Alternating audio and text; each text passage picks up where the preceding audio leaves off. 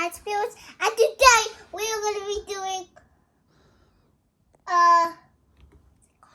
What's it called again? A hand boiler. a hand boiler science field. Yay! Where did we get the hand boiler from? You remember? Round one, and I always keep calling it game one. And you know what? We went over Daddy's birthday. We did, and this is one of the cool prizes that Edgy won for playing the games there and earning tickets. So what we have today is a hand boiler, and Edgy's going to show you what happens when he wraps his hands around it. And you also shake it a little bit.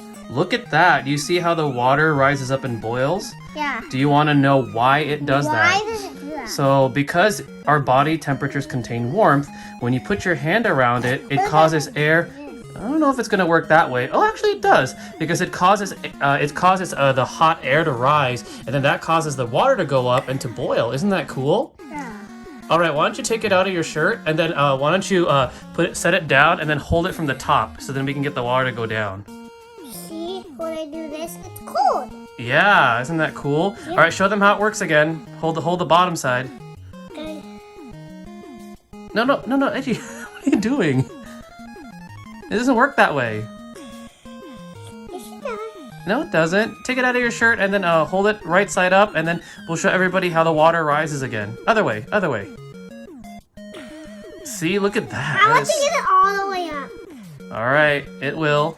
Oh, look at that. Look at the boiling effect. That is cool. So what did we learn today?